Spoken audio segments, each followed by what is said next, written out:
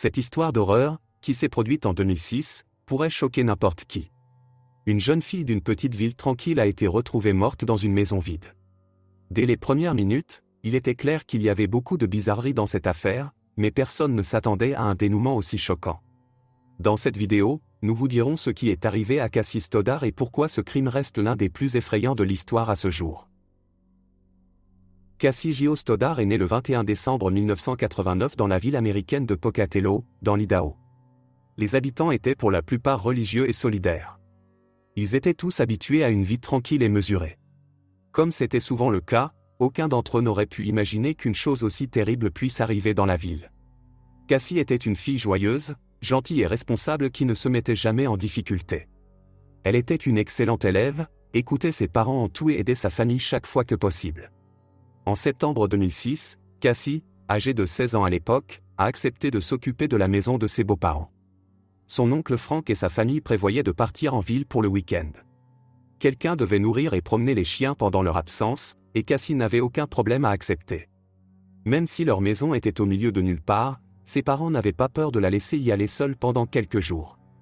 Elle avait déjà surveillé la maison plusieurs fois en l'absence de son oncle, et avec 2 Doberman, il n'était pas si effrayant d'être dans une maison vide.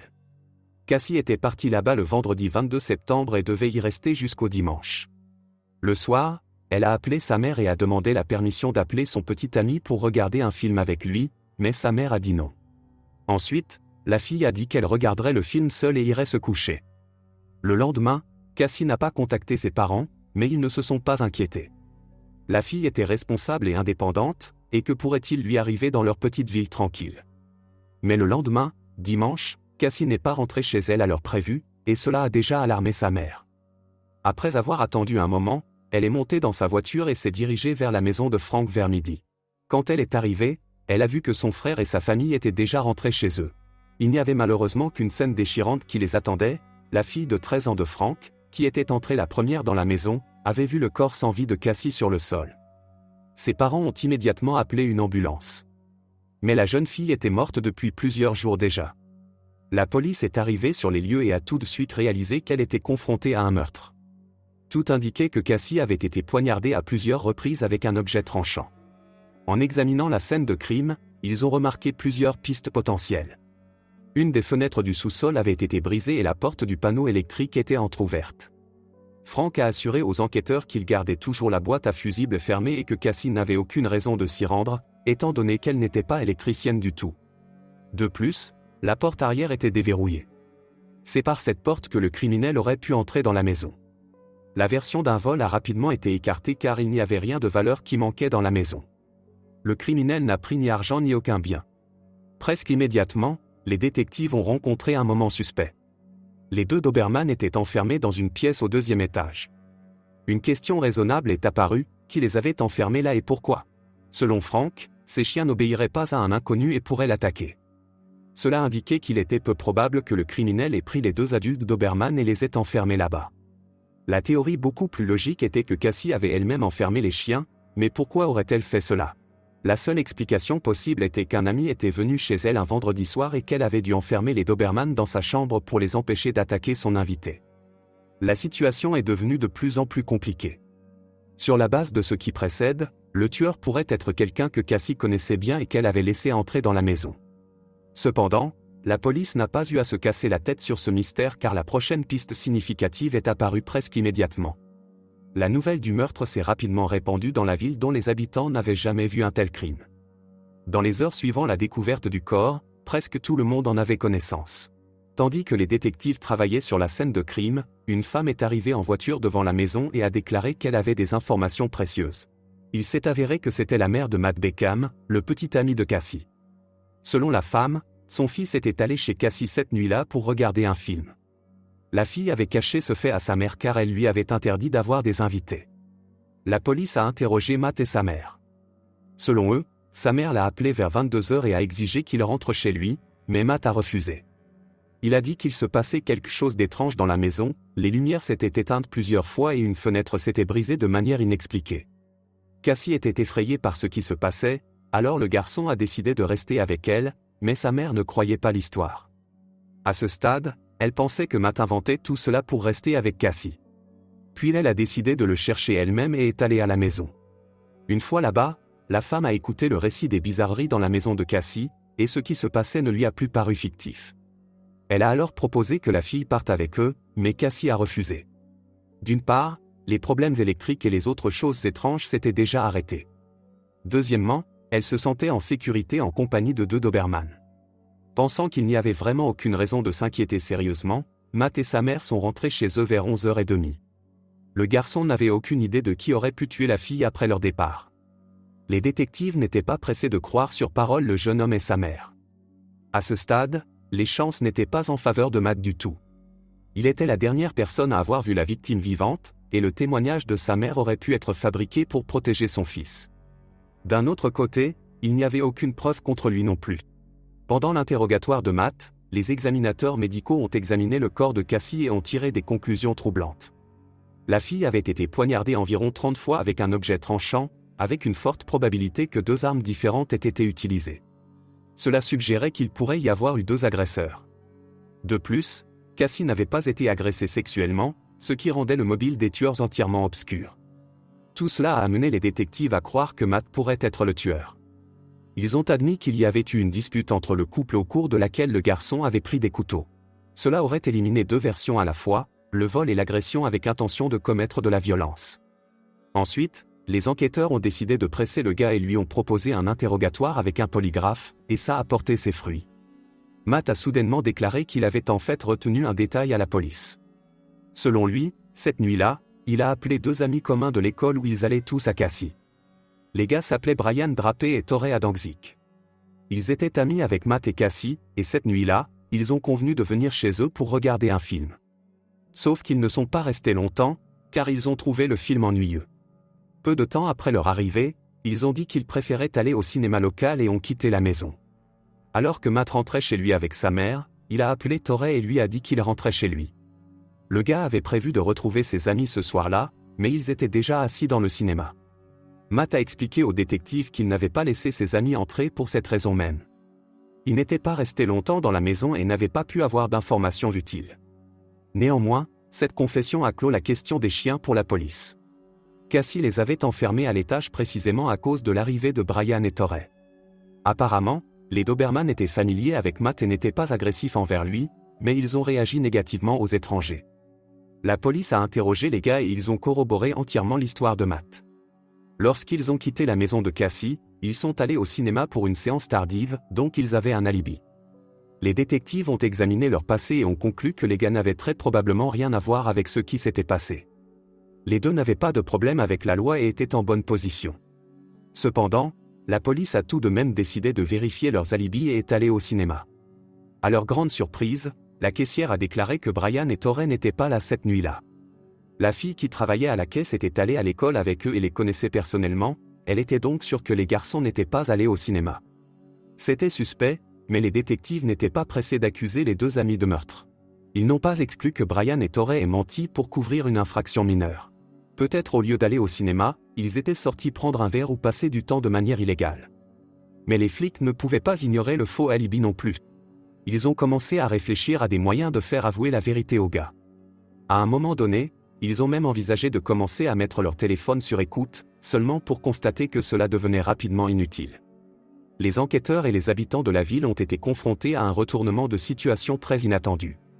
Le lendemain même de la découverte du corps de Cassie, Torrey Adangzik est venu au poste de police avec ses parents, qui l'ont forcé à raconter aux enquêteurs une histoire choquante. Torrey a affirmé que Brian avait tué la fille et qu'il avait été témoin du crime involontairement. Selon son récit, cette nuit-là, les garçons ont simplement décidé d'effrayer Cassie et de faire une blague. Avant de quitter la maison de son oncle ce soir-là, ils ont discrètement ouvert la porte arrière. Ensuite, Torrey et Brian ont menti en disant qu'ils se dirigeaient vers le cinéma, mais ont plutôt garé leur voiture en face, mis des masques en plastique et des vêtements sombres, et sont revenus.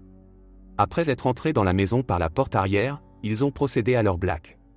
Les gars ont cassé une fenêtre et ont commencé à allumer et éteindre l'électricité, effrayant ainsi Cassie et Matt. Ils espéraient que le couple descendrait au sous-sol pour vérifier le tableau électrique, mais cela ne s'est jamais produit. À peu près au même moment, la mère de Matt est arrivée à la maison et Torrey et Brian se sont tus. Ils ont entendu la femme parler à Cassie pour qu'elle parte avec eux, puis elle a pris son fils et est partie. Dès que la fille s'est retrouvée seule dans la maison, les garçons ont recommencé à allumer et éteindre l'électricité. Ils voulaient que Cassie descende au sous-sol, mais elle avait apparemment peur. Puis Torrey et Brian sont remontés de la cave et ont rencontré la fille. À ce moment-là, selon le récit de Torrey, son ami a sorti un couteau et a commencé à poignarder Cassie, transformant une blague inoffensive en un meurtre brutal. Ce qui s'est passé a choqué Torrey, et il avait peur que Brian puisse aussi le tuer. Ils ont quitté la scène du crime et sont allés chez Torrey, où ils ont passé la nuit. Toute la nuit, le garçon n'a pas pu dormir et avait peur que Brian attaque sa famille. Au cours de cette histoire, Torrey pleurait, mais les détectives pensaient que ce qui se passait n'était qu'une routine. Ils savaient d'après le rapport du médecin légiste que 2 personnes avaient frappé, donc l'histoire d'Adamczyk n'avait aucun sens. Au contraire, les détectives savaient bien que si Brian avait attaqué Cassie, Torrey avait été complice, mais ils n'étaient pas pressés d'accuser le gars de trahison. À la place, ils ont décidé de jouer le jeu avec lui. Ils avaient besoin de preuves physiques, donc ils ont rassuré Adamczyk en lui disant qu'il n'avait rien à craindre. On lui a expliqué que la seule façon de mettre Brian en prison était que Torrey leur montre où ils avaient caché les vêtements et les masques après le meurtre. Ça a marché, Torrey leur a dit qu'immédiatement après ce qu'ils avaient fait, ils avaient conduit hors de la ville et enterré tout le matériel près de Black Rock Canyon. Les détectives l'ont conduit sur place et il leur a donné l'emplacement exact de la cachette. Près de l'endroit où se trouvaient les preuves, la police a également remarqué des cendres d'un feu de camp. Torrey a expliqué que Brian voulaient d'abord brûler le matériel, mais que ça n'a pas fonctionné. Le truc, c'est qu'ils avaient essayé de démarrer le feu avec du peroxyde d'hydrogène et ont découvert à leur grande surprise que ça n'a pas pris feu. La police a fouillé la cache et a eu une surprise inattendue. Ils espéraient seulement mettre la main sur des vêtements avec des traces de sang, mais sous terre, ils ont trouvé des preuves beaucoup plus utiles. Les masques, les gants et les autres vêtements étaient couverts de sang. Il y avait aussi 2 couteaux, que les détectives ont immédiatement pris pour des armes du crime. Il y avait également un morceau de papier partiellement carbonisé sur lequel l'écriture d'Adamczyk détaillait comment lui et Brian avaient tué Cassie. Tout cela aurait pu suffire à arrêter les 2 suspects, mais au-dessus de leur cachette se trouvait peut-être la pièce la plus horrible de preuves. Les enquêteurs ont découvert une cassette vidéo, dont le contenu les a choqués. Torrey et Brian avaient enregistré ce qu'ils appelaient un appel au tueur en série potentiel. Dans celui-ci, les garçons ont révélé qu'ils avaient l'intention de tuer 2 de leurs amis, Cassie et Matt. Ils ont exposé leur plan et souhaité bonne chance à tous les autres tueurs. La cassette contenait également une bande enregistrée le jour du meurtre. Torrey et Brian ont fait une sorte d'interview avec Cassie et Matt dans le couloir de l'école, puis ont de nouveau annoncé à la caméra qu'ils allaient les tuer, mais la partie la plus effrayante est venue ensuite. Les images suivantes ont été prises après les meurtres, lorsque les gars roulaient en voiture pour se débarrasser des preuves. Ils riaient, criaient et encourageaient. Torrey et Brian ne pouvaient pas cacher leur excitation et étaient émerveillés de voir à quel point il était facile de prendre la vie de quelqu'un. Bien sûr, avec une telle série de preuves, Adamczyk ne pouvait plus prétendre être une victime innocente. Il était évident pour la police qu'il était directement impliqué dans le meurtre, et le gars, en larmes, a admis avoir réellement poignardé Cassie plusieurs fois. Au final, les 2 coupables ont été arrêtés, mais la police avait une autre découverte importante qui les attendait. Ils ont remarqué que sur la bande vidéo, Brian écrivait constamment quelque chose dans un cahier. Les détectives ont fouillé sa chambre et l'ont trouvé soigneusement caché à la vue. Le cahier contenait une liste de choses à acheter avant le meurtre, mais ce qui a suivi était vraiment effrayant, une liste de 20 noms. Il s'est avéré que les auteurs avaient l'intention de tuer 20 personnes au cours des 2 prochaines années, faisant une pause d'1 mois à chaque fois. Parmi eux figuraient des amis, des enseignants et même des parents de Torrey et Brian. La police a parlé à toutes les personnes de la liste et cela a été un vrai choc pour elles. Ils pensaient tous être en bons termes avec les personnes qui allaient réellement les tuer. Une fois sous les verrous, les gars ont commencé à se rejeter mutuellement la faute dans l'espoir d'éviter la punition. Malgré le fait que les 2 auteurs avaient 16 ans, ils ont été jugés comme des adultes. Les procès ont commencé en 2007 et ont été menés séparément. Il a ensuite été révélé que Torrey et Brian avaient été inspirés pour tuer par le film culte Scream et avaient même essayé d'imiter le maniaque masqué. Cela expliquait leur choix d'armes et leur tentative d'effrayer la victime avec une panne de courant. De plus, ils idolâtraient des tueurs en série et de masse tels que Ted Bundy ou les tireurs de Columbine. En d'autres termes, leur seul motif était de tuer, et ils voulaient tout transformer en spectacle. Les garçons s'attendaient à ce qu'après tous les meurtres qu'ils avaient commis, ils deviennent des légendes et fassent l'histoire. Malgré cela, les experts médicaux les ont déclarés sains d'esprit, donc ils ne devraient pas avoir été complaisants envers eux devant la cour. Le 17 avril 2007, Brian Drapé a été reconnu coupable de meurtre et de complot pour commettre un meurtre. Le 8 juin, Torey Adangzik a été reconnu coupable des mêmes chefs d'accusation. Les deux ont été condamnés à la prison à vie sans possibilité de libération conditionnelle, ainsi qu'à 30 ans de plus pour complot. La famille d'Adangzik a été choquée par une telle peine. Ils ont estimé que la Cour aurait dû imposer une peine plus clémente car leur fils avait mené les enquêteurs à la preuve. Cependant, le juge était bien conscient qu'aucun crédit n'était dû à Torey lui-même. Le garçon avait juste été effrayé et avait essayé de rejeter la faute sur son ami, et cela ne lui donnait pas droit à une certaine clémence. Au fil des ans, Torey et Brian ont fait appel à plusieurs reprises, essayant de réduire leur peine, mais à chaque fois ils ont été rejetés. Il est très probable que les deux ne sortiront jamais de prison, à moins que les autorités américaines ne décident de leur accorder une certaine clémence. En fin de compte, Torey et Brian sont sans aucun doute les psychopathes les plus réels, mais ils étaient pleinement conscients de ce qu'ils faisaient. Ils ont commencé à préparer les meurtres bien avant l'attaque contre Cassie, essayant de réfléchir à chaque mouvement. Il était en partie heureux pour la police que les deux maniaques ne soient pas brillamment intelligents. Ils n'ont même pas pensé au fait que leur faux alibi pourrait être vérifié en quelques minutes et que cela les rendrait immédiatement suspects principaux.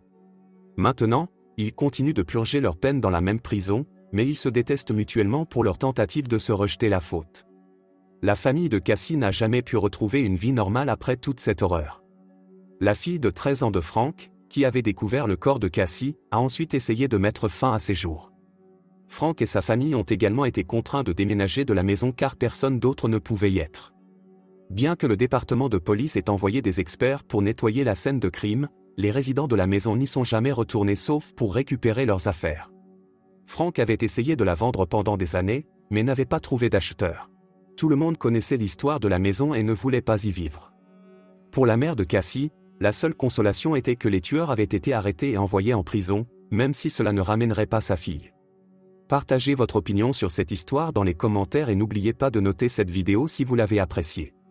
Merci d'avoir regardé.